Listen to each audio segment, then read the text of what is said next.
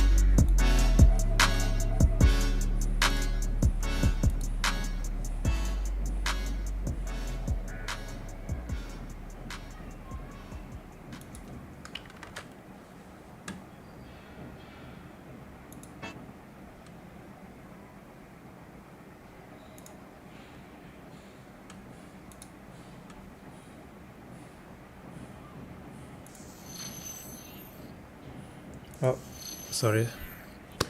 Sorry about that. Good morning, good afternoon, good evening, everybody. I hope you're all doing well wherever you are. My name is James Karanu. This is GGA Live on the GGA Africa YouTube channel. And yeah, we're back. We have not done any recaps for a while. And we're back here once again, recapping the week, what events were lying out on the African landscape, and together with that as well, talk about interesting subjects within like Africa, and things that are affecting gaming and esports within the continent. Uh, Thank you for joining us. This is week 16. I hope you've had an awesome week as well. I have also. I was to announce about this that I would be bringing back the show on Thursdays. every Thursday, of course, from 4 p.m. Not exactly 4, but it's supposed to be 2 p.m. GMT, 2 p.m. East African time. That translates to 11 a.m. GMT. The video is rewatchable and it will be on YouTube. I hope that's where all of you are watching. It's good to see those who are on stream or on chat or wherever. If you are watching from wherever you're watching, really appreciate you taking this time.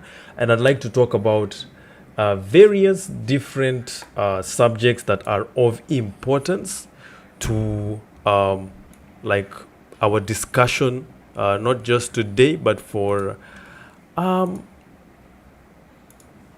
I'd say things that are very important to like Africa's landscape for esports to thrive, if that, for lack of a better word, of course.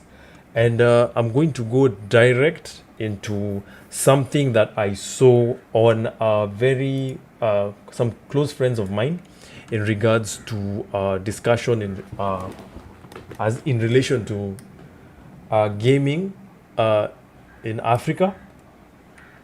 And I'm going to start off, of course, from that particular subject, jumping all the way into now infrastructure as a whole, which is very, very important.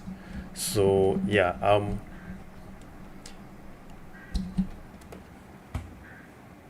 here goes, of course.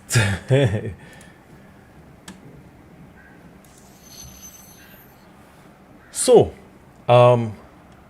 if you are seeing this from wherever, I hope it's coming out clearly. As you can see, this is the symbol for AWS, and news just came out, of course, that there are new Amazon web servers for gaming in Africa. I'm not sure when this was launched, but from what I previewed is I saw this on one of my friends' YouTube channel, and this is the 254 Millennial Talk. Of course, if you are not subscribed to these guys, please subscribe to them. They give they give raw, unbiased, unadulterated discussions in regards to gaming, esports, pop culture, the whole just the whole view of what millennials today are into, and what a view. I get to join sometimes when the subjects come in regards to gaming and esports as a whole, and yeah, please go check them out. Of course, as you can see, this topic is about to go live in the next 2 days. That's from today. I should put a reminder on that. So yes, be sure to check it out. I will be there. I'll make sure I show up for that discussion. And yeah, I think without further ado, I'll read the description for you in regards to that. Africa is now a few milliseconds away from Amazon's cloud. Since 2015, Africa has been served as a small zone for Johannesburg, South Africa. Today, Amazon Web Servers announced the launch of the new AWS locations serving customers in Kenya. The new zones will join 16 existing AWS regions around the world. 16, by the way. As we know, AWS hosts a lot of big companies' data, and this includes big gaming publishers like EA and Epic Games. So if you know EA Games, for those of you who have played FIFA, Battlefield, since it's hosted by them, and also the likes of Epic Games, we have Fortnite, we have Rocket League. This will be like an amazing progress in terms of establishing server connection for clients in Africa, and that's particularly for companies and also individual clients. And the individual ones include people like us, of course. These are the people that are being served by these particular servers that are hosted by these game developers and game publishers and what have you. So I'm gonna talk down in description in regards to that. I was of course doing a search based on this to find out what it is that we should be expecting in that regard. So as I did that, I went on here to see what um, Africa has to gain from these web servers being in South Africa. So yeah, so I'm going to read the excerpt. Since 2004, organizations in South Africa have used AWS to help build their ideas, improving everyday life for people and communities across the country, throughout the wider African continent, and the world. Innovation continues to shape an exciting new era, helping to better support the 43 million South Africans who depend on public healthcare with pharmacy dispensing units and smart lockers, enabling remote learning at a scale beyond what anyone thought possible, and even beating online pirates through blockchain. Your ideas are helping to tackle the greatest challenges on our continent and in the world. Get started with the AWS free tier today. So, I'm guessing that's what's up. Um, I want to read further about this. So we're going to listen to this video and see what they have in store I'm for happy us. to share that we've now officially opened the first AWS Africa region in Cape Town. The launch of AWS Africa Cape Town region is a continuation of our investment to support the growth of Africa. AWS first established its presence in South Africa in 2004, where we built many pioneering network technologies, including the technology behind our compute service, Amazon EC2. Unlike other cloud providers who often define a region as a single data center, the multi-AZ design of every AWS region offers advantages for our customers. The new AWS Africa Cape Town region will consist of 3 availability zones. Availability zones are made up of 1 or more separate data centers, each with independent power, networking, and connectivity. AWS customers focused on running highly available applications can architect their applications to run in multiple AZs to achieve even higher fault tolerance. Organizations in Africa are already using AWS technology to drive innovation, change lives, and help communities across the continent. Cloud computing can unlock so much potential for organizations of all sizes in sub-Saharan Africa and the continent. The AWS Africa Cape Town region will provide lower latency, maximum security, and the highest network availability. AWS is already enabling innovation, operational efficiencies, agility, and scale in sub-Saharan Africa in diverse regions, including agriculture, healthcare, automotive, financial services, education, and startups. Africa has some of the most talented technology communities in the world. That's why AWS will continue to invest in the future of these communities with programs like Aws Academy and AWS Educate that help provide cloud skills development programs to technical professionals and students.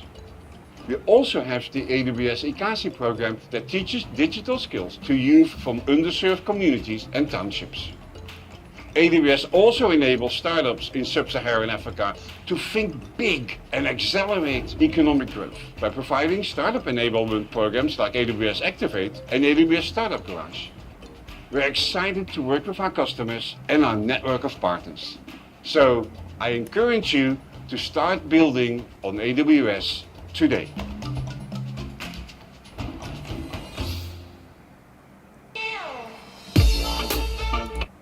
Okay, this is nice.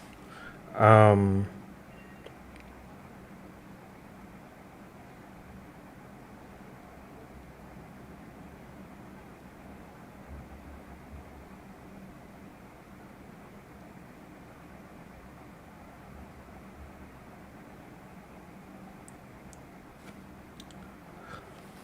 so, I'm gonna talk about this in detail.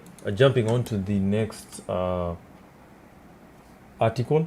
I think this was for 2020. With the introduction of the AWS servers in Cape Town, South Africa, can expect to see loads of new games supporting the region with servers and local matchmaking, a common problem for gamers around these parts.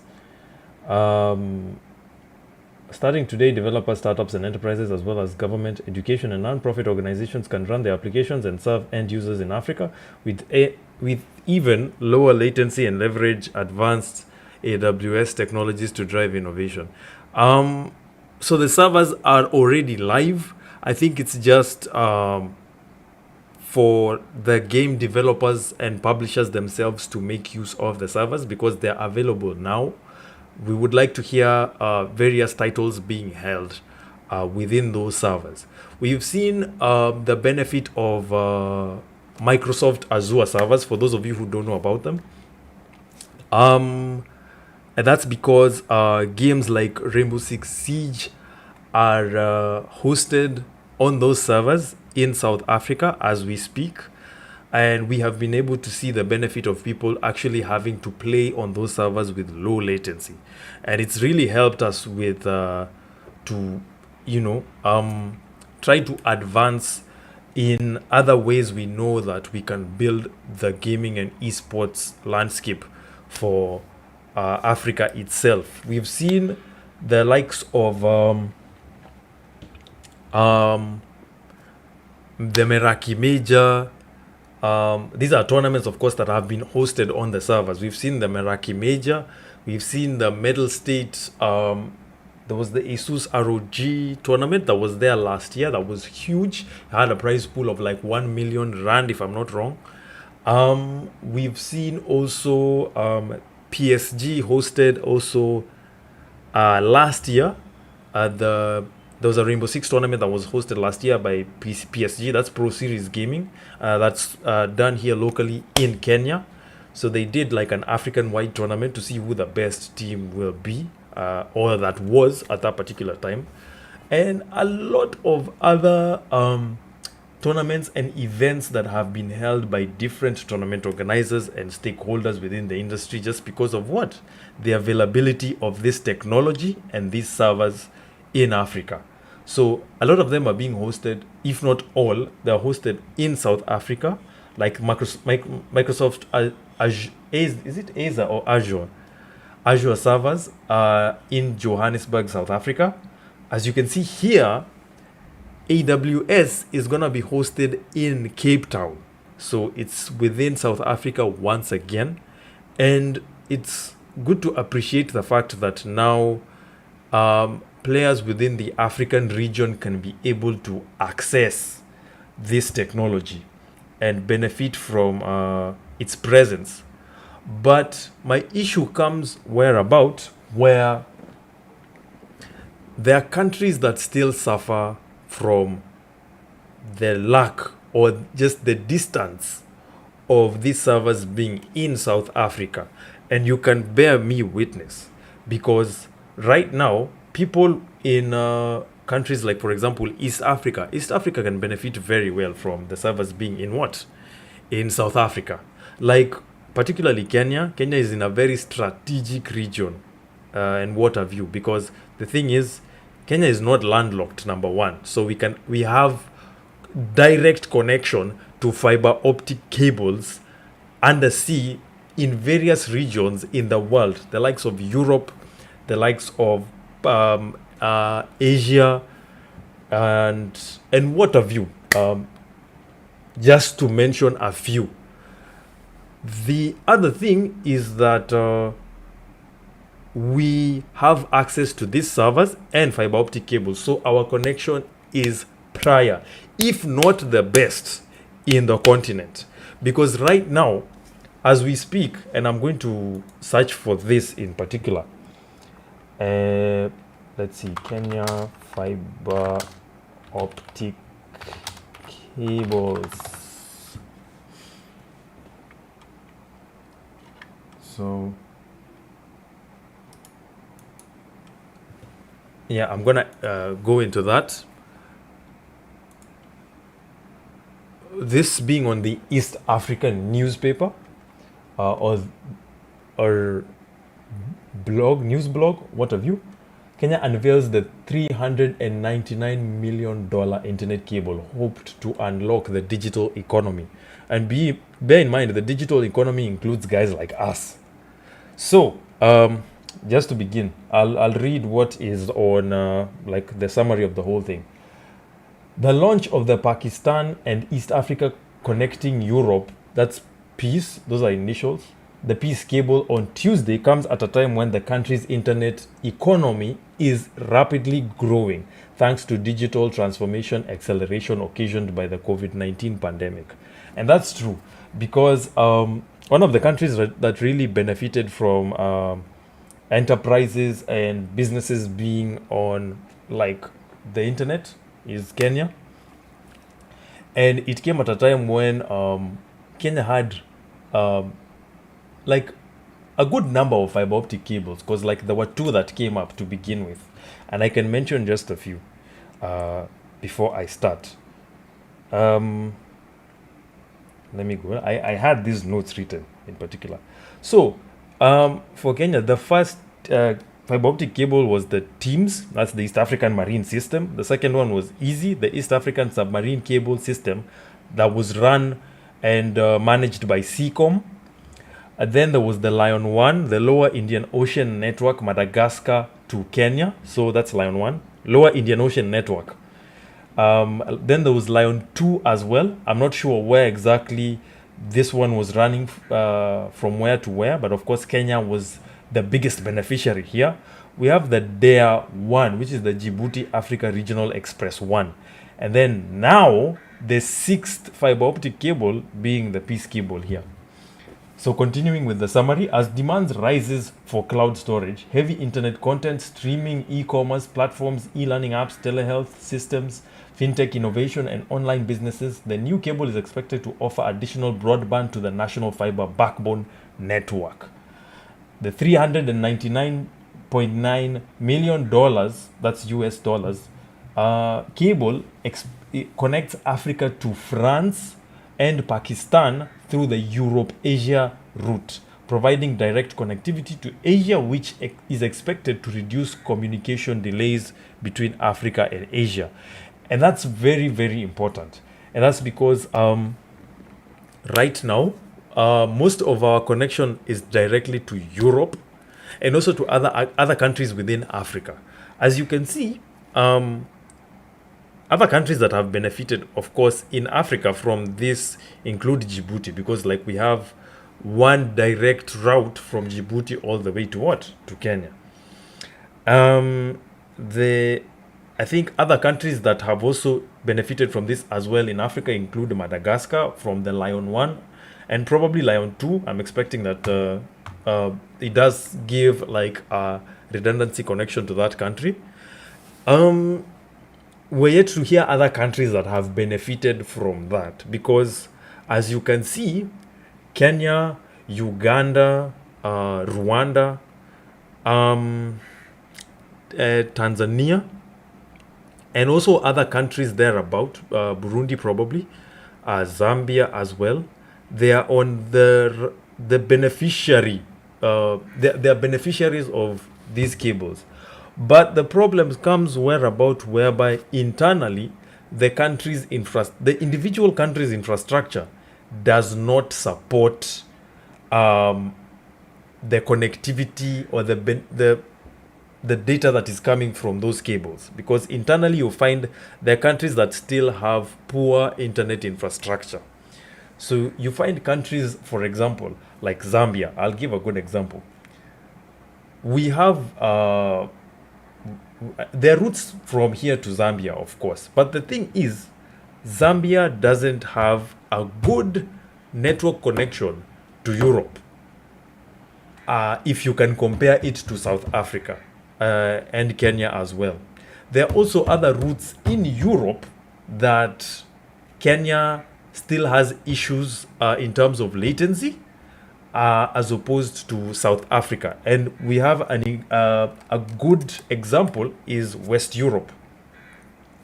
West Europe is, we have a connection to Europe, into Kenya and East Africa through the fiber optic cables that we have here, PEACE included, as you can see.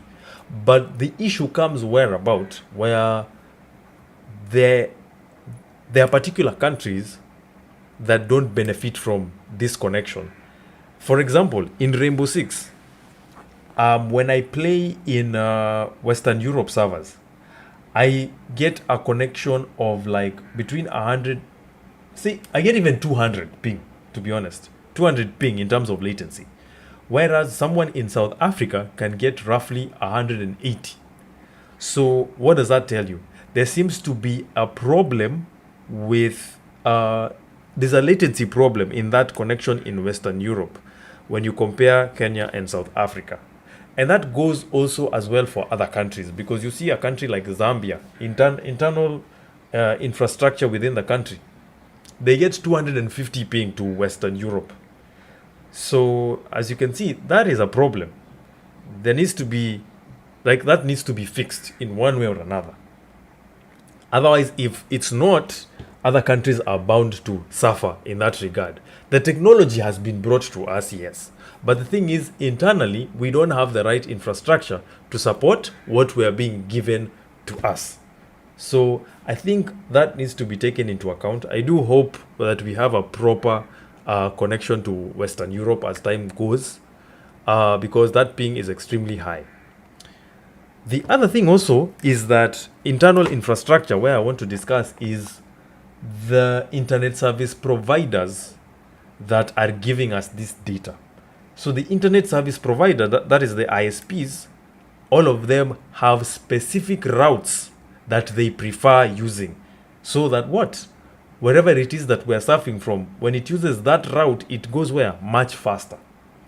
So the thing is, when we are measuring ping, like for example, Rainbow Six, when I get 200 milliseconds ping to Western Europe, either whether I'm using that is Zuku, whether I'm using JTL, whether I'm using Safaricom, majority or if not all of them in the country will suffer because of this connection. So that tells you like the whole country is suffering from poor connection to Western Europe. It's not particularly poor, but it's unfavorable. So I think we do need a connection to Western Europe that is much better and gives us less latency, because geographically speaking, Kenya is in a much better position to benefit from a connection that takes it to Western Europe more than it does to what? To South Africa. So it is bothersome when I see myself, whom is closer to Western Europe than someone in South Africa, is getting better ping than I am.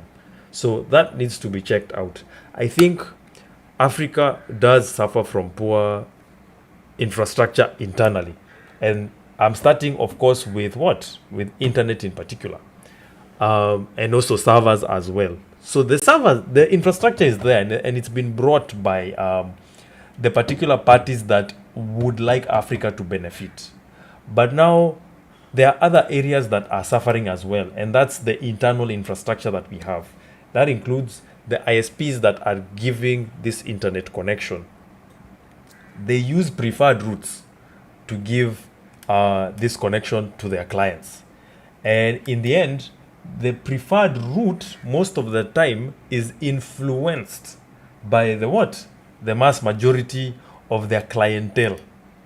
So if most of the clients are getting information that is coming from Europe, most of than it is in South Africa, what will happen? They will use a route that will take them directly to Europe. That will take them to Europe instead of what? From South Africa to get that information. In as much as Europe is far from Kenya than it is from what? From South Africa. So it will use Europe, which is much farther, instead of using the one in South Africa. So that needs to be looked upon, because I know it's for the best interest of the company itself. Also, in terms of service delivery, for them, they would prefer giving the general population a much better connection to access that information or data or resources that they need by using that route, instead of what? Using this one particular route that one client would like to access but cannot access efficiently because of what? Poor connection, or just because of that preferred route that the company that in particular the ISP is using. So I think they need to look into that. Second, and you will see this, other countries also in West Africa suffer from this. And I'll tell you for a fact, these 6 fiber optic cables that Kenya has will probably make Kenya have the best internet in the continent, literally. Like, which other country has 6 fiber optic cables? We'll search, even South Africa, how many they have. And I'm assuming South Africa, of course, has the best of all, of all these cables. So what cable is used in what's the price of it?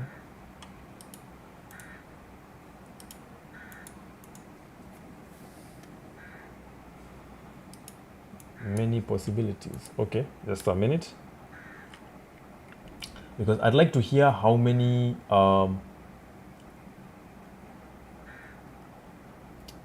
how many fiber optic cables that South Africa has, or let's say this, best internet in Africa 2022. So we're gonna look, this is what, Africa Business Insider. Okay, we'll also look at another one as well. So number 1, we have Ghana, and this is the Business Insider. Ghana, which is internationally ranked at number 79. We have South Africa at 47.32 Mbps. Egypt, we have 42.2 Mbps. Now, the issue that I have is, I have a close source that went to most, if not all, of these countries. And that particular source told me these countries really suffer from poor internet. And I kid you not, by the way. You can give me your views in the comments or in the chat and tell me if I'm wrong or not.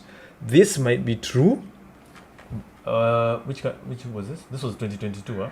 Okay, the statistics might have changed. But if you can see, countries with the fastest internet, Niger Extreme, Kenya is number 5. But this I highly doubt, because right now there are companies that give, I think the average has improved. If not, it's probably right now at 20. I kid you not. And if you count 20 here, what happens? It puts Kenya at position 1. And we can Google that right now. Kenya average internet speed. You see, right here, and I've told you, Kenya now ranks 12th in the continent, on the continent, with 19.35 Mbps, lower than its mobile internet speed of 22.4. So the thing is, if you put it at that rank, when was this made? If you put it on this list, that means Kenya is the best listed here right now. Unless something probably happened that messed its internet connection. So, that said in mind, okay, standard is charging for... Standard is charging, what do you call it, for looking into such links. So yeah,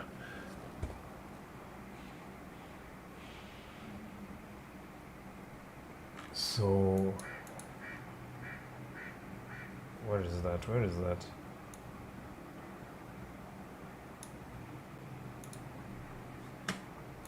So okay, we're gonna use this list because this was just the most recent one.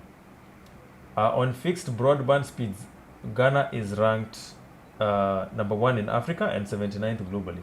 But the thing is, let's not look at broadband speeds. I want fiber internet speeds. This is fixed broadband. This is fixed broadband. And right now, there are countries that have benefited from fiber optic cable. 10 countries with the fastest internet in Africa 2022. So Kenya is at number 5. I'm still looking for um, Victor Muchere. This was when? Reading time 2 minutes read. No, they're not giving the exact time. No, thanks. This is not precise because the speeds have updated by now.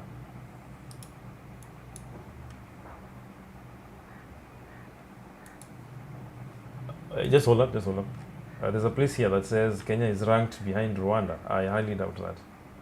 Kenya overall score 48% with 56% performance, 52% in infrastructure, and 43% in security. South Africa tops the continent overall with 69%. East Africa, Kenya trails behind Rwanda with 49%. But I can kid you not, there are people in Rwanda right now that don't benefit from proper internet.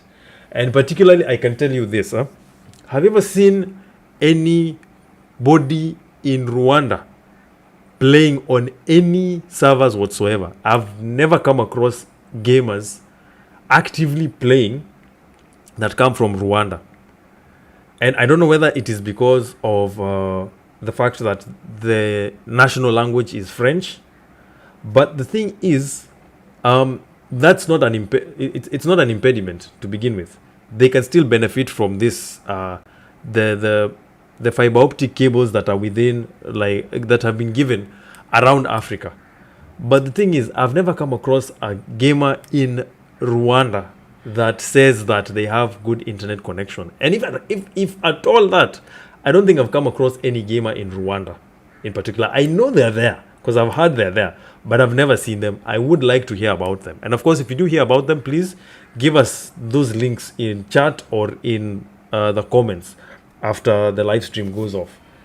So yeah, I think we'll just go with this particular list for now. I think until we can see where which other list will come up that will cover which particular countries are the biggest beneficiaries of the fastest internet in Africa. But I kid you not, Kenya is somewhere up here. And I think there was a time, I think, when was it? Kenya was dragging behind Madagascar. And that's because I knew Madagascar had the best internet at that particular point.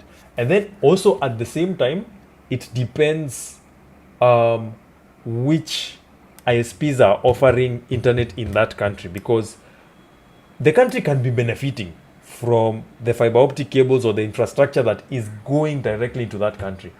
But the ISPs can strain that connection as they deliver it to the clients. Why? Because they're giving to the clients this internet with a markup.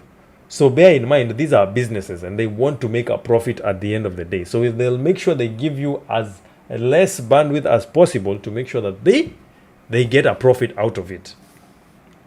You might ask me how and why. It does not make business sense, but it does. At the end of the day, they're receiving this internet and infrastructure from other countries. And as the data or the resources are being delivered through that infrastructure into the country, they want to make sure they minimize as much resource use as possible and to give you the most efficient service possible. There are other countries, though, where people are given proper internet. And Kenya is also a beneficiary of that. We've seen JTL. JTL, for me, I think, has been the best company in terms of service delivery when it comes to internet provision. The only issue is that they are slightly expensive. And of course, you will hear, if you watch the 254 Millennial Talk podcast, you will be able to find an episode there where we discuss about ISPs. And JTL is the most preferred by gamers in the country. And I kid you not. I wish other ISPs could mimic that, the same sentiments in as well as the same service delivery, because gaming is burgeoning astronomically in the country right now. We've seen how much and how many people have been talking about gaming as a whole. So, yeah, I'd say the ISPs themselves also have a part to play and a role to play in these individual countries. So, yes, that's why you find countries internally are suffering from poor internet infrastructure and connection. And this goes from landlocked countries as well as countries in West Africa and North Africa as well. Because you find, I have friends that I play Rainbow Six with in Ghana. Those guys, there is a server in South Africa, but the default connection of their individual ISPs takes them to Europe. And you ask why. And in Europe, by the way, mind you, they get a connection of like 100 ping. When they connect to South African servers, they get 200 ping. So you see, they don't benefit from the technology that is in South Africa. And that's because of what? Poor infrastructure, poor internet connection. I think Africa individually, for those particular gamers, the ones offering the infrastructure and the people, the particular ISPs giving the service, I think they should find a way to better benefit these clients. That's the particular gamers that would like connection to South African servers. It would be best if they do so. So the hype can go into the likes of people talking about Africa benefiting from these servers being there. But you can tell me, geographically, there are other countries in Africa that will suffer because of what? Of the geographical position between them and South Africa. So, and as you can see, I've already given an example of Ghana. And Ghana is just but the closest country to Central Africa, to South Africa, than all the other countries. Nigeria has a problem. Tunisia, Egypt, of course, Egypt is in Africa, but they still have a very long distance to that server as opposed to Europe.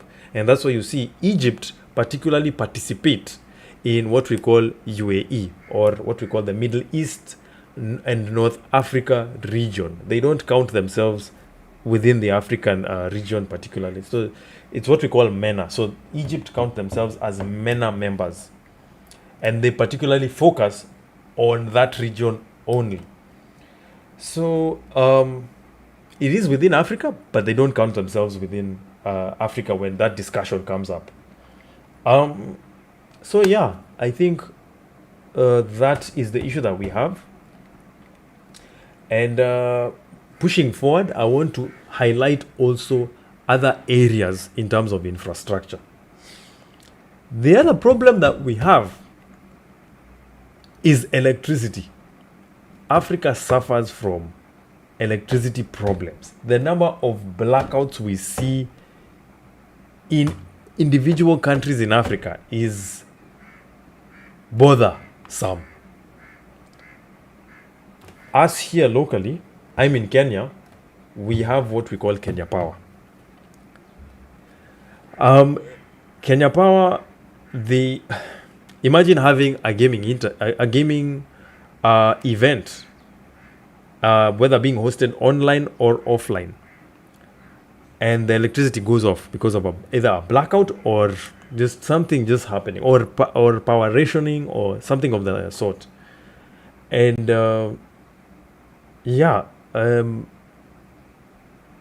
you see the power suppliers or the power distributors, if I should give them a better word, the power distributors don't give recognition to gaming as an activity. They don't even know, or even if they do know, of course, they don't consider them as individual as customers within an individual cluster. Gamers, of course, are summed up together with what? The general population.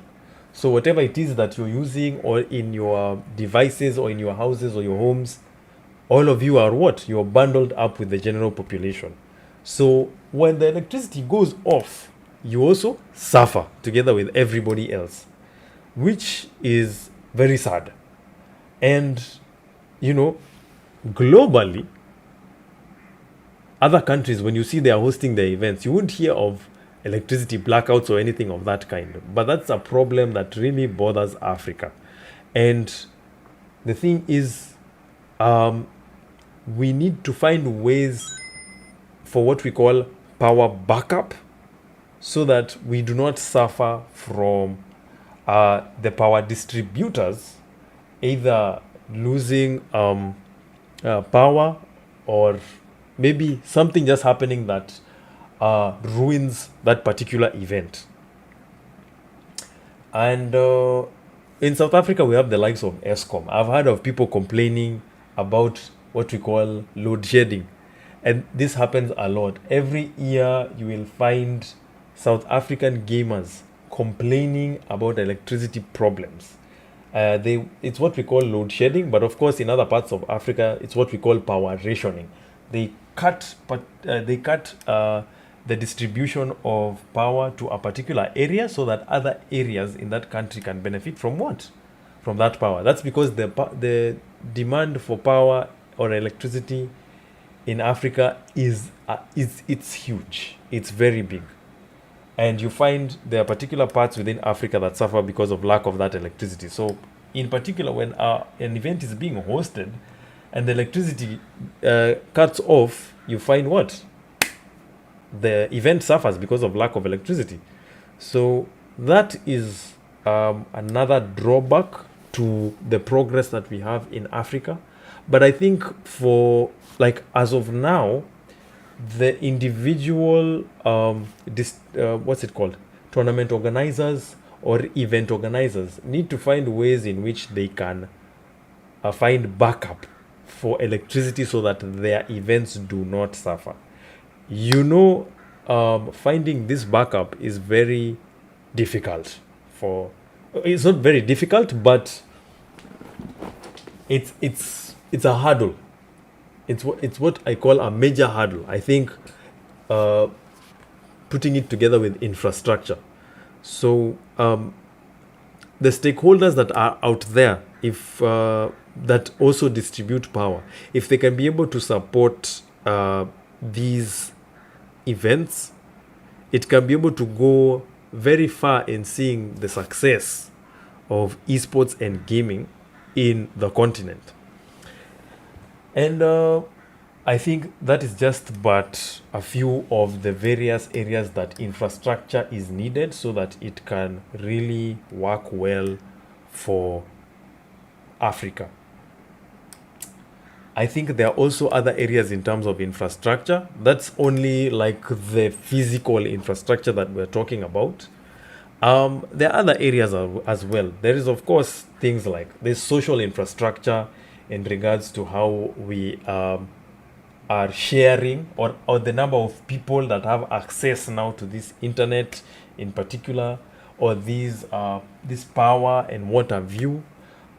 There's infrastructure in other areas as well that needs to be looked at in particular. So, yeah, but these are the major ones. Internet and electricity is key to Africa benefiting from this culture, what we call esports and gaming.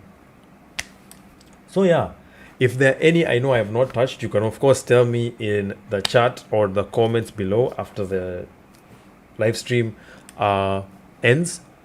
And I thank you guys for listening to me in regards to this discussion that we were having. I think the other one that I wanted to look at is, of course, what we call news for this week.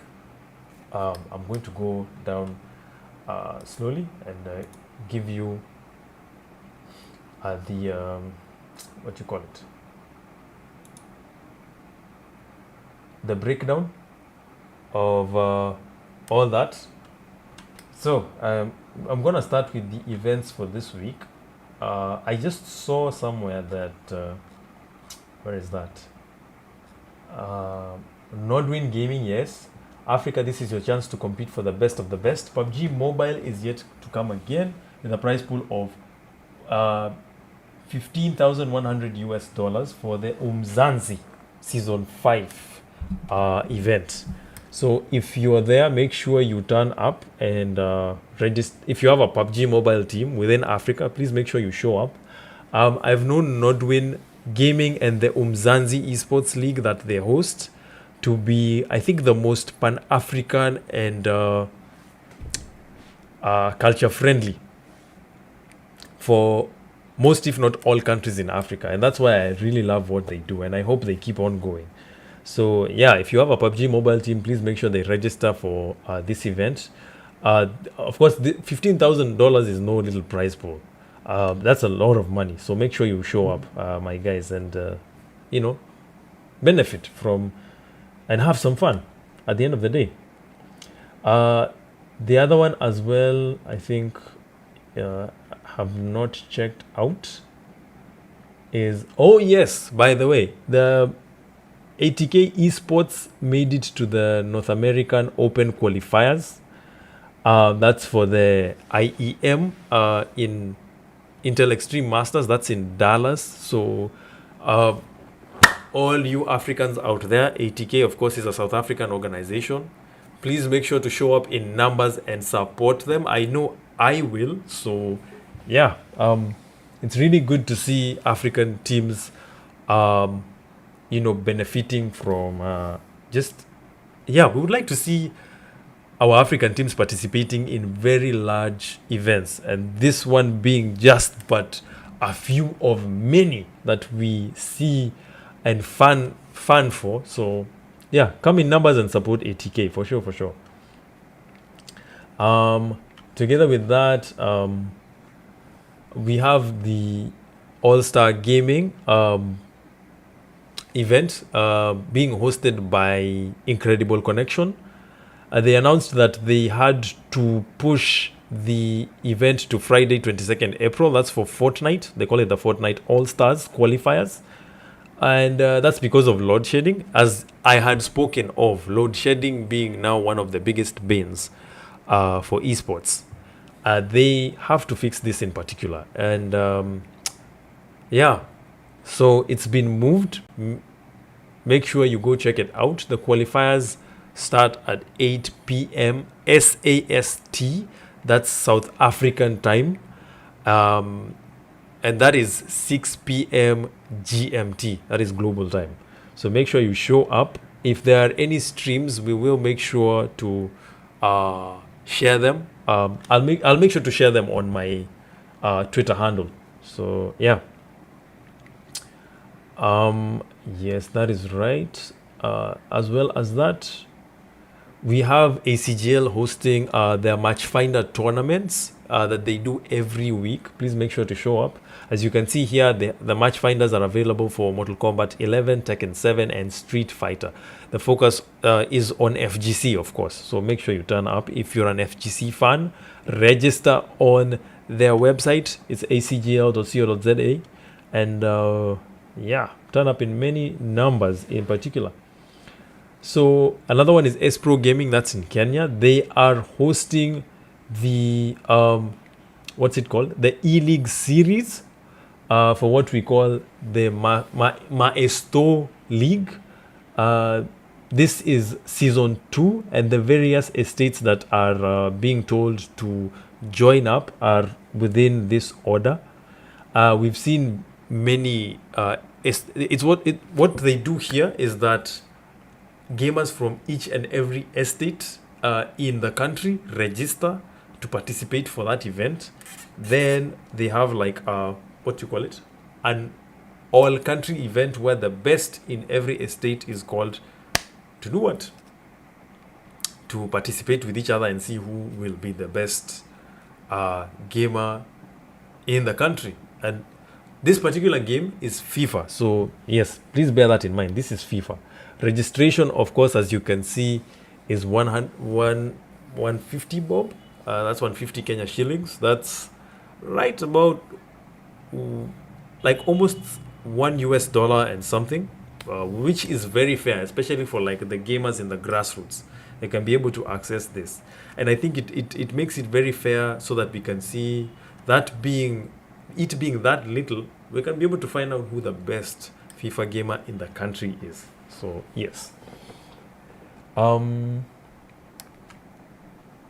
yeah, I've been unironically drinking Red Bulls a day with tea since making this video. Okay, this is not safe, guys. This is not safe. Don't do this at home. Yeah, don't do that. You should just take them separately. Uh, so yes, the other one, of course, is the ranking for week one. That is hosted by the PUBG Ghana League. This is for Ghanaian teams in particular. We can see the different and various teams that are here. Um, I've not heard of any one of them in particular. I don't know if there's any that I know, but I know there are Ghanaian teams in particular. So yes, from what I can see here, it looks like Active Gaming is the popular team.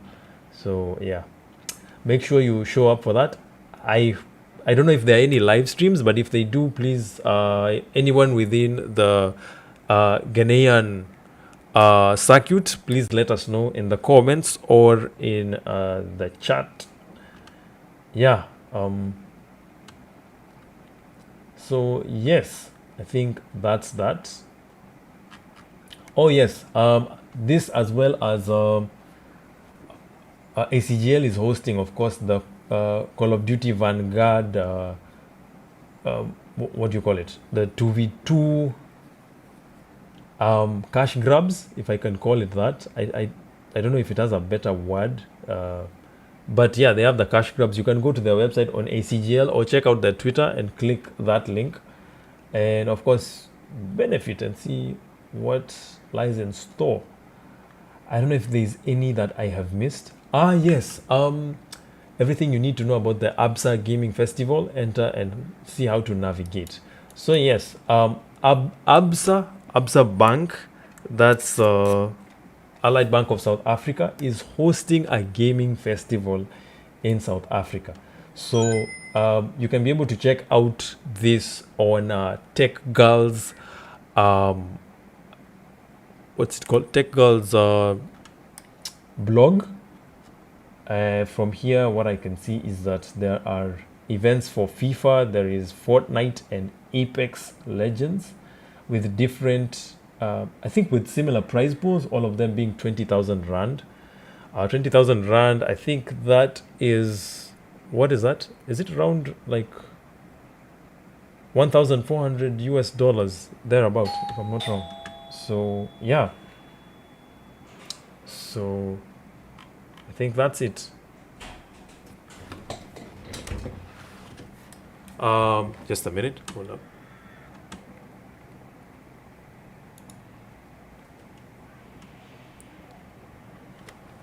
Just give me a minute. I'm on a break. I'm gonna be back shortly.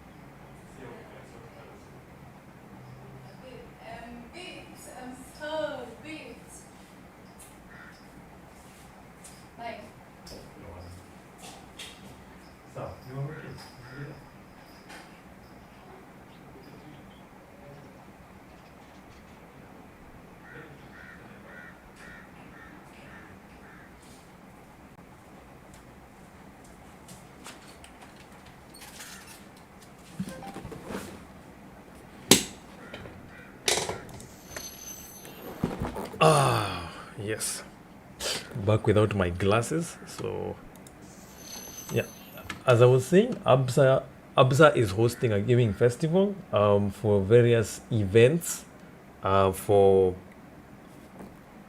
the gaming community with a 60,000 prize pool, and that's particularly for Fortnite, FIFA, and Apex Legends, with a 20,000 rand prize pool each. I don't know how much 20,000 rand is in US dollars, so you can count that and in your nini and in your local currency. And yeah, I think okay, from what I'm seeing here, it looks like ACGL is also the one hosting it. So absolutely amazing. That's nice. So yeah, everything is right here in this link, acgl.co.za/absa gaming. So yeah, you can be able to find out all about that in the link I have just mentioned. So yeah, I think that is it.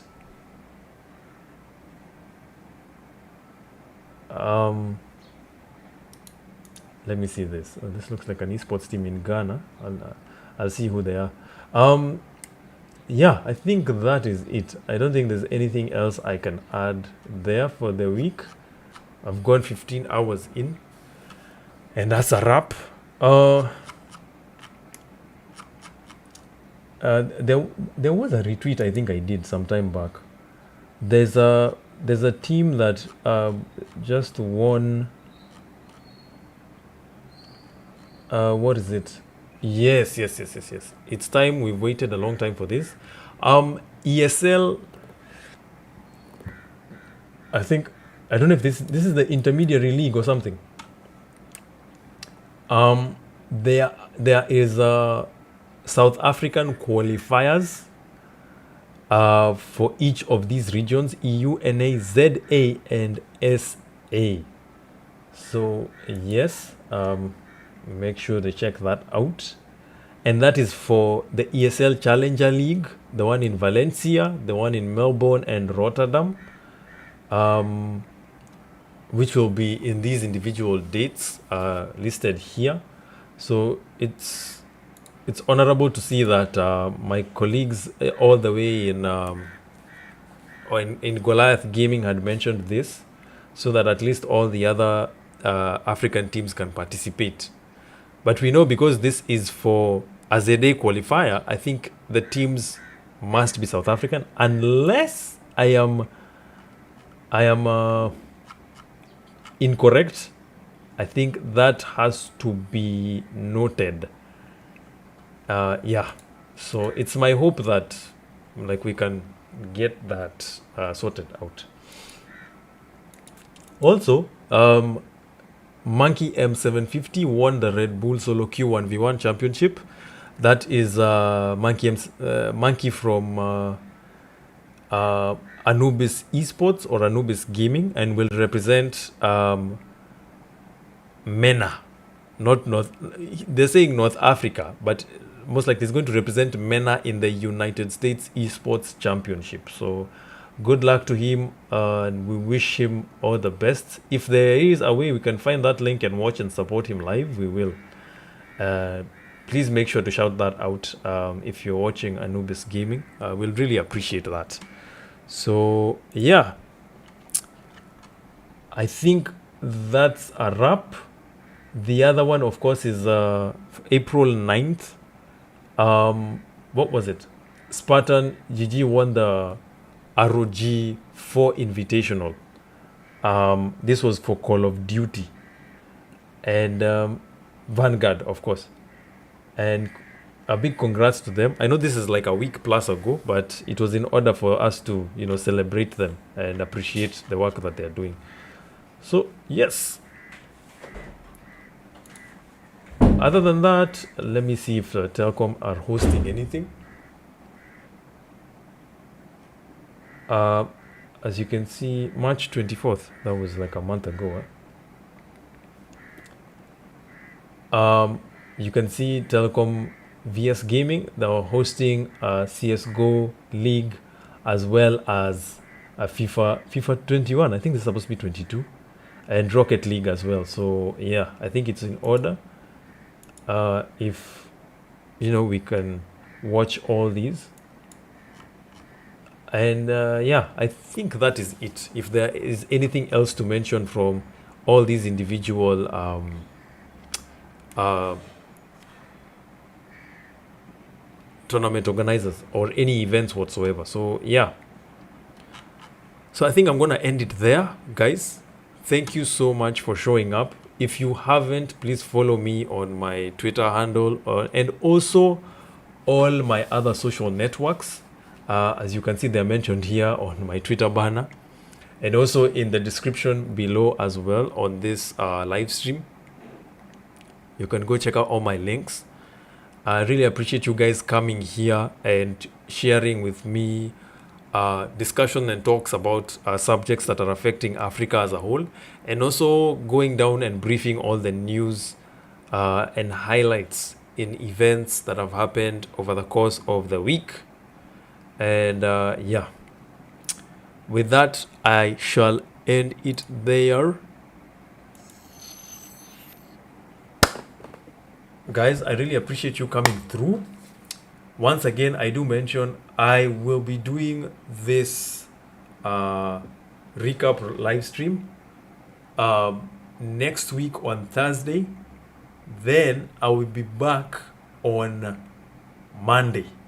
So please make sure you turn up for that.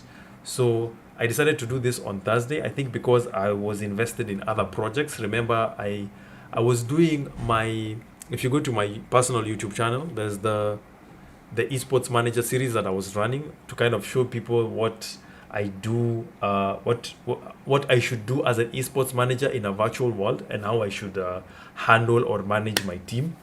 I've finished that. The final episode is out. If you haven't checked it out, please go and check it out on my YouTube channel. That's James Karanu. The last episode is there. You can even see the whole series as well. I really appreciate the support.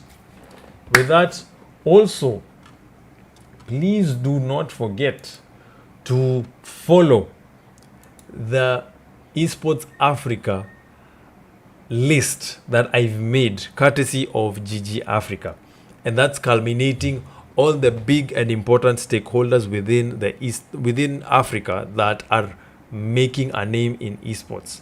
So we would really appreciate you follow there, make this list well known, because we would like to give a very respectable name to all these people, and also the people that have followed. We appreciate you. Thank you for the follow, all of you. And yeah, as we continue to build this, remember this is still an ongoing project. I would like to develop it and make it more of like a media house where we can be able to host various individual people and have discussions like these on a, like a table talk and what have you. And yeah, we'll really appreciate that. We appreciate the support and you guys watching this and supporting GG Africa, the project, and also supporting esports in Africa. I shall end it there. I'll see you guys next week, same time, same place, right here on YouTube. And as well, please make sure to follow me on my social media links. They're in the description below. That's for updates on my day-to-day life and also my work as well. Really appreciate that. And also, hit me up. We have a chat there and talk one or two things. So yeah, with that, that's a wrap for this week 16. I appreciate you.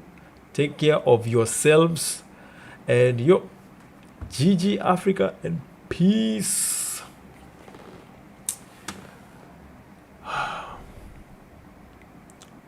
Wrap, gents.